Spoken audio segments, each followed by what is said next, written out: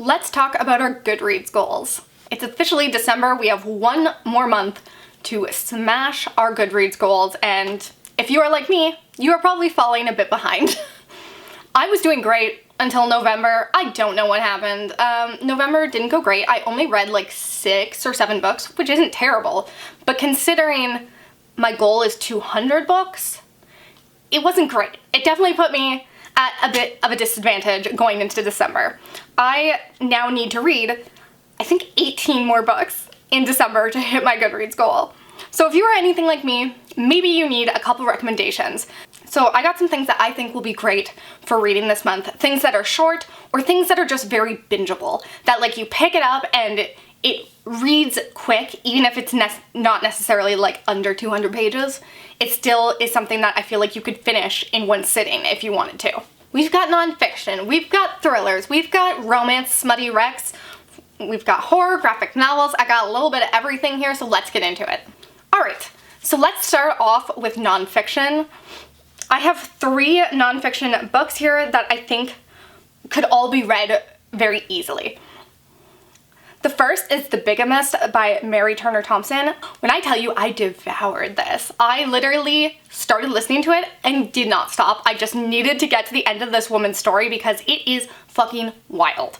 This is about our author Mary Turner Thompson and the man that she fell in love with. Spoiler alert, it turns out he's not quite what it seems, and if you enjoy the show Catfish at all, this is a great one. I feel like she really does a good job at explaining how she got into this situation, because of course you think that it could never happen to you, because when you hear it from the outside it sounds so insane, the things that she believed from her husband, but when they're being fed to you one lie at a time and the lies are building off of each other, you start to understand how this happened. Highly recommend the audiobook for this. I highly recommend the audiobooks for all 3 of these nonfictions. That's how I did all these. That's how I do most of my nonfiction, and that's why I feel like you can just like get through it so quickly, because like this one is just addicting as hell. The next one I'm going to recommend is This Is Going to Hurt by Adam Kay. This is a medical nonfiction. Adam Kay used to work in the medical industry. This was at once very funny, but also very affecting as well. It's very frustrating. It's more about the medical system over in England. From what I understand, they seem to have like kind of a combination of private and public healthcare. And he worked in the public healthcare sector, and he really kind of talks about just how much it's failing because all the money tends to go to the privatized healthcare. He actually works in, I believe, as a TV comedy writer now. So clearly he is a very funny guy, and it comes across really well in his stories, and that's what they kind of are. They're kind of like really short stories, and that's why it's so easy to digest. And because like while he's talking about these very serious things, doing it with a dose of laughter makes it very easy to just like binge. And then the last one I'm going to recommend for nonfiction is Bad Feminist by Roxanne Gay. This one isn't one that I think you could binge, but I do think you could listen to it like one essay at a time or read one essay at a time, because that's what it is. It's a collection of essays about Roxanne Gay's life and all the ways that she feels like a bad feminist. I mean, it can be so hard as a woman to feel like you're not like a good enough feminist, because we are all hypocritical, let's face it, especially when it comes to the people in our lives, or maybe even just the pop culture we love that we know is toxic or bad, but like we love it anyways. I just think it was incredibly relatable in extremely unfortunate ways as well as extremely heartwarming ways, and so it makes you feel a lot of things, and she's a phenomenal writer. Alright, so next up I want to talk about some thrillers. I think that these are some of the best things when you need to binge a book, is a good thriller, because you just want to know what happens at the end. One author that I think is really good for this is John Mars. Every time I pick one up, I need to get to the end. Like, I just fly through them because he writes really short chapters, and every chapter seems to always end on a cliffhanger, so you just want to devour it and read more and more. And he's really good with like outrageous premises. So the ones I've read is The One and The Passengers. So The One is based on this app that can tell you who your soulmate is based on your blood and your DNA, and it follows 5 different people as they kind of find their soulmate and what happens from there, and there are wildly different consequences, there are wildly different situations. One person is a serial killer whose soulmate actually turns out to be a cop. There are people who are like already married who find their soulmate. There's someone who considers himself straight who finds out that his soulmate is actually another man, and it's just like all the wildness that ensues. Now, The Passengers is about this social media event where a bunch of people who are in their cars, this is the future, the cars drive themselves at this point, and all of a sudden they lose control. The cars have a mind of their own, and people are being asked on social media to vote on who dies. And basically at the end of this, only one person will survive. And once again, it just like switches through perspectives and you get to see all these different people's point of views. These are books that once you pick them up, you're not going to want to put them down. Another author that I really recommend for this is Adrian Mckinty. I have read The Chain as well as The Island and really enjoyed them both. Personally, I like The Island more, and that's the book, I believe that book came out this year, and I just like fucking loved that one. But I think they're both really easy, really exciting reads. The Chain is a book that asks you, what would you do to get your kid back? Each person gets a call that their child has been kidnapped, and that to get their child back, they are going to have to kidnap another person's child. And basically this chain just goes on and on. They're told that if they break the chain, their child will be killed, as well as them and the rest of their family. We follow along with a mother who has just had her child abducted as she tries to come to terms with these horrible things that she is going to have to do to get her child back. I found it very propulsive. It was just a good time. The other one is The Island, where basically, once again, I feel like this author just does a good job of being like, if you were in this situation, how would you handle it? This family goes away on this vacation. They decide to go to this island because it's supposed to be like special. Nobody gets to go here. They are rich, so they bribe some people to bring them over. Then an accident happens that they have to try and cover up because otherwise this family that lives on this island is probably going to take the law into their own hands. The main character of this one I absolutely adored. She was so inventive and badass and ingenious at just like keeping herself alive, but also protecting this family that has kind of been thrust upon her because she's actually only like 25 and she's married this guy who already has 2 kids. And these kids don't even really like her that much, but like now it's on her shoulders to try and keep them alive. It was really, really good. The next one here is Confessions by Kanae Minato. I feel like a lot of people picked this up this year, and for good reason. This is pretty short. It is split into, I believe, 3 or 4 parts, and basically each part is kind of like a monologue by one person telling their version of the story. And this story all has to do with this teacher's daughter who has been killed. The story starts off from the teacher's point of view, and she's telling her class, like, this is my final day and I want to tell you what I know. This is a revenge tale, and it really takes off from there. The things that happen in this book are honestly so wild and so original. Like, I don't feel like I've seen anything quite like it. Like, it is not a simple story, and it's just really, really good. This is another great one to listen to on audiobook because since they are kind of monologues and speeches given by the characters, I feel like it feels like it's being told directly to you when you listen to it on audiobook, which is great. The next one I want to talk about is You Let Me In by Camilla Bruce. This is another really short one. I believe it's under 300 pages. This revolves around a woman who has just written her will, and in that will there is a letter to her family telling them about her life, because she is an author and she has had this really like infamous life. They've accused her of murder, but nobody knows for sure if she did it, and basically she just wants to tell her side of the story. This really goes back in time to when she's a child and revolves around childhood trauma and kind of how a child deals with that, whether these things are real or not. That is a theme I always really like to be explored. The way that children can kind of invent stories to protect themselves from the harm that's coming to them. But of course, this is a thriller and this is a fictional book, so was it all in her head, or is this actually what happened? Hard to say unless you read it. The next 2 are young adult thrillers, which I feel like nobody here loves, but I enjoy a good young adult thriller every now and again. Sometimes they're a bit outrageous, but I kind of like that. I feel like there's something about the high school setting that you can really play on those, you know, cliched tropes, but turn them about in fun ways. Things can really be over the top, and I feel like they make a little more sense in high school than they might afterwards, because guess what? Teenagers are dramatic. So the first one I have here is All Your Twisted Secrets by Diana Urban. This one really did play with like the Breakfast Club type of tropes where like you got the jock and the popular girl and all that. I always love that as long as they do it in fun ways. I thought this one was actually really well fleshed out for most of it. I will say I don't love the ending, but I had such a good time with this one. This one revolves around a group of students who all come together for this like scholarship dinner, and then they find out that they're just actually locked in this place, and that they were all lied to. There is no scholarship dinner, and they're told that if they don't comply with the instructions, they're going to be murdered in the next hour. The instructions?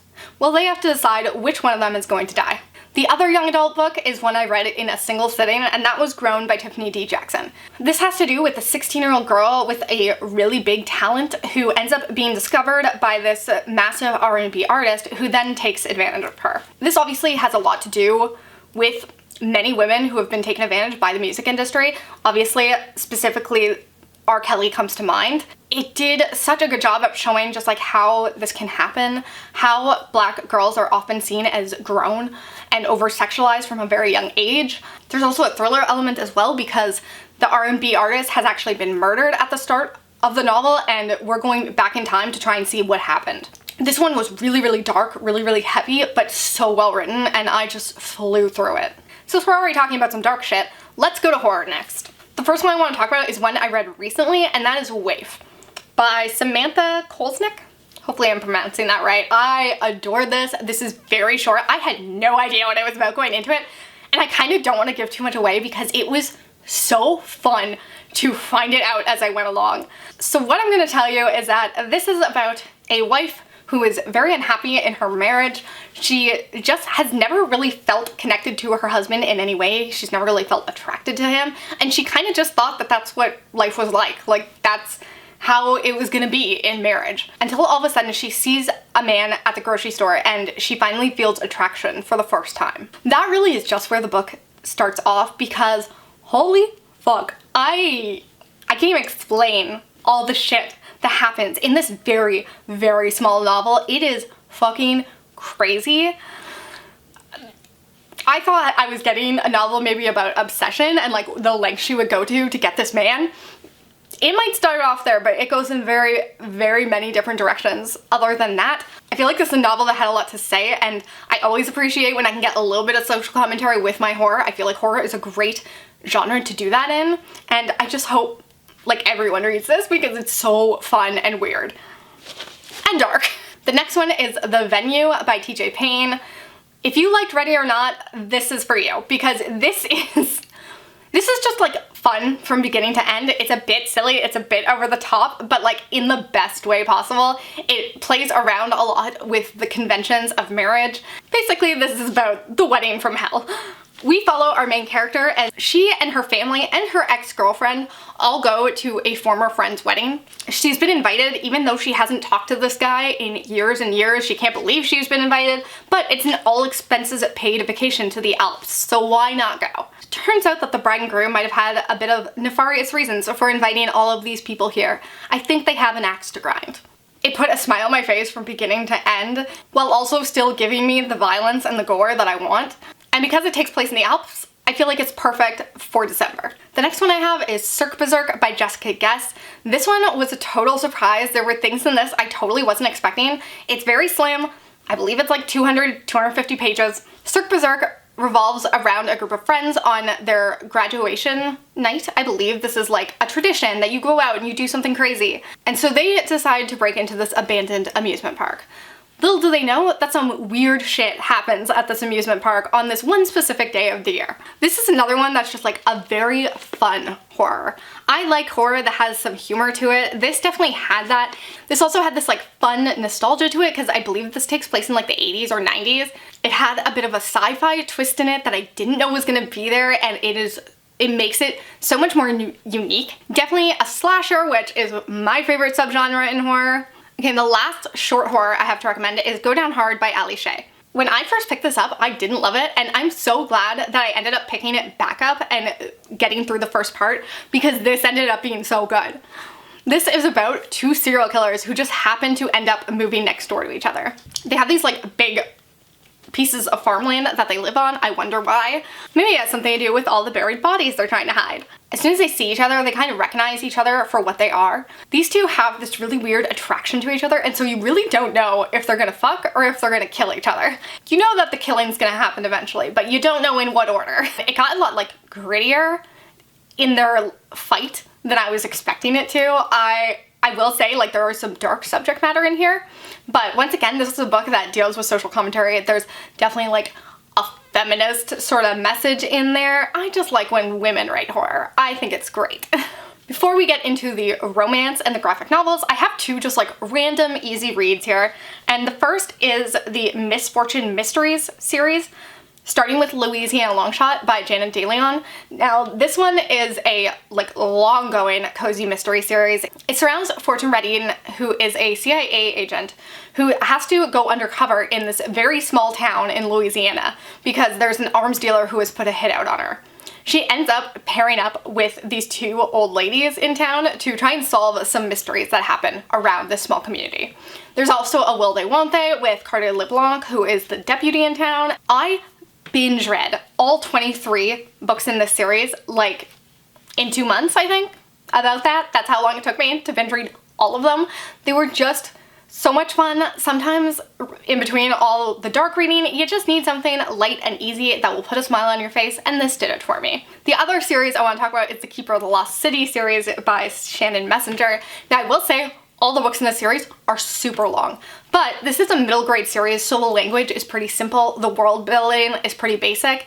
I am not a fantasy girl, and yet I devoured all of the books in the series. These revolve around our main character Sophie, who finds out that she is secretly an elf.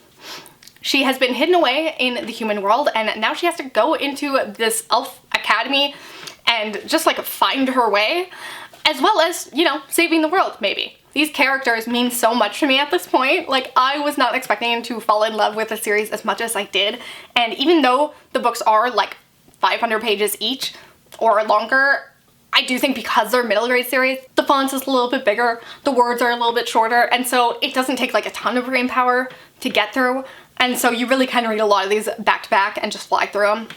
Now let's get into some romance, some smut, something to keep you warm during the cold winter months. And let's start with The Red by Tiffany Reisz. Tiffany Reisz is one of my all-time favorite smut authors. I talk about her all the goddamn time. And The Red is actually the first book I ever read by her. And I would actually say it's very, very different from what she normally writes. This one is pretty wild. This is about our main character who owns an art gallery that's in trouble. She needs to come up with a way to save it because she promised her mother that she would do whatever it takes to keep this gallery open. In walks this mysterious man with an offer for her.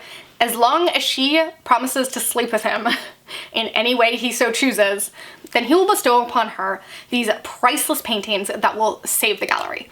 The book is short, and I will say you are getting smut. You are not getting much of anything else. Character development, who is she? Plot, yeah right. This is just one wonderful sex scene after the next, and every sex scene kind of like builds in just like how nuts it is. This is actually a 3-book series. The first book has to do specifically with paintings. Each of the sex scenes is inspired by a painting. In the second book, I want to say that each of the sex scenes was inspired by some sort of Greek myth. And then I can't remember the third one as much. I personally loved the first 2 books in the series, but I didn't love the third book. But all 3 of them are incredibly short and just very quick to get through, and I don't think you'll regret reading them because they are memorable. The next book is one of my favorites on the opposite end of the spectrum, I would say, in that this one's definitely more of a relatable, realistic romance. This is called Willing Victim by Cara Mckenna. This is, once again, just very short. It's a novella. I believe it's under 200 pages. This book follows a woman who just has a meet cute with a construction worker and finds him super sexy. She asks if he would like to go out with her, and he turns her down. He says, you know, you're cute, but I just don't think you're ready for what I do in the bedroom. She is not one to back down, and so she kind of like pushes him on it, and so he invites her to watch him box. Of course, once she sees him box, she's even more turned on. So he invites her back to his place to watch him hook up with another woman, and that's just how this all starts. He introduces her into this like consensual non-consent situation. I feel like this book did such a good job of talking about realistic kink, you know, about playing rough, about safe words, about consent. It talked about it in the way that I would talk about it with my friends or with a potential partner. It wasn't sitting down and going over a contract. I felt like it was very healthy while also being super hot. I absolutely love Flynn. He is one of my favorite love interests of all time because he's very, very different than the type of love interest I feel like we're used to in the dark romance community, because we often tend to see these like brooding anti-heroes. And this is just a regular guy who's into kinky shit and isn't ashamed of it. I love how sex positive and how kink positive this book is.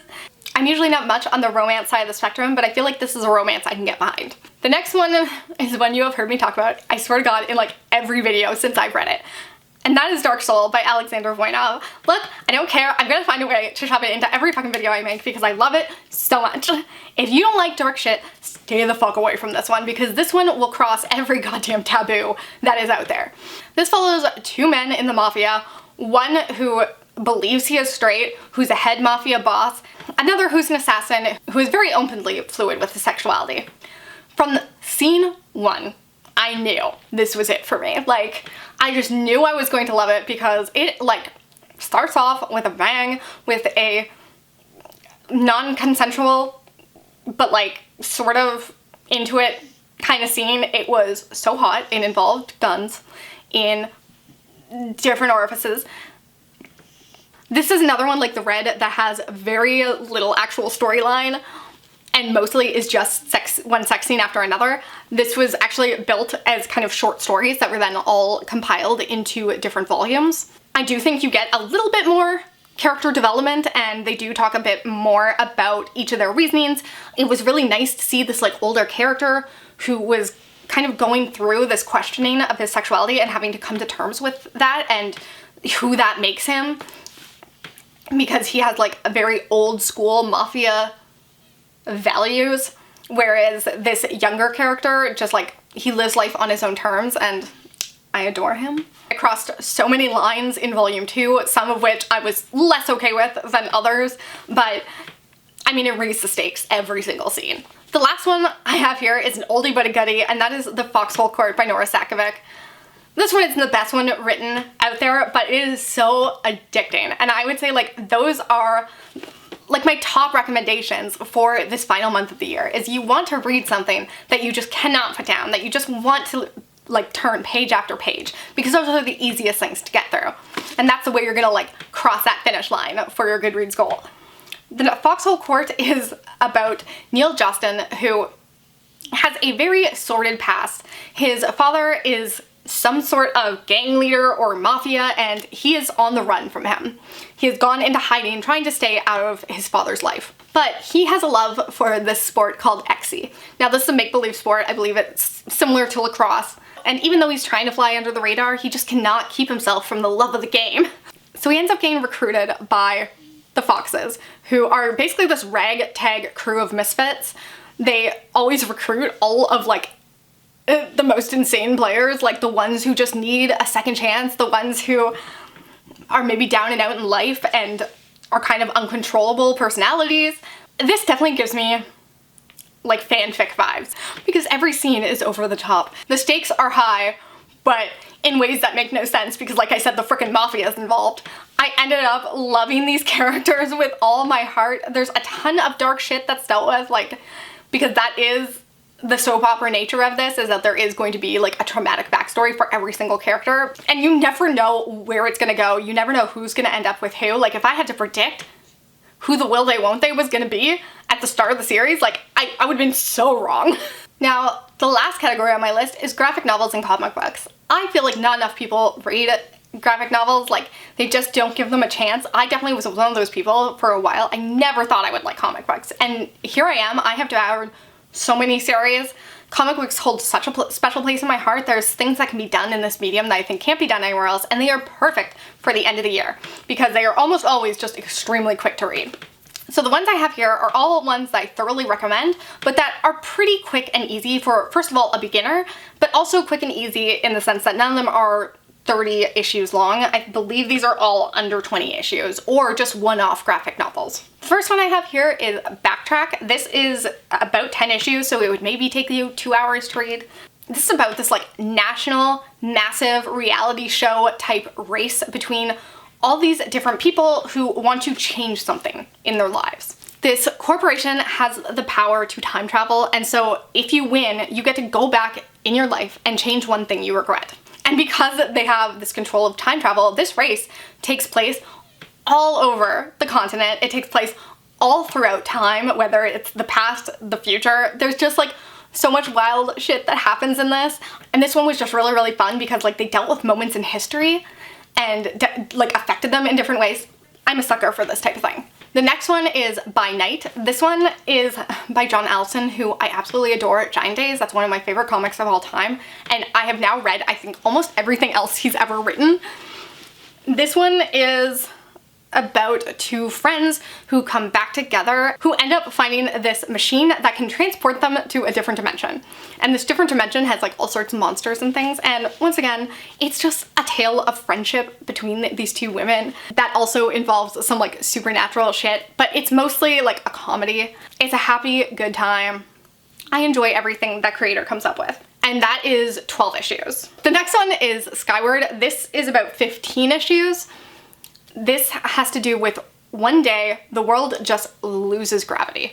Everyone just all of a sudden floats up. And basically that's known as like the day people went skyward. Of course, everyone still has trauma from when that day happened because a lot of people lost their loved ones. Now I read this one kind of a while ago and so I don't remember the entire arc of the storyline, but I do know that the main character like wants to fix gravity.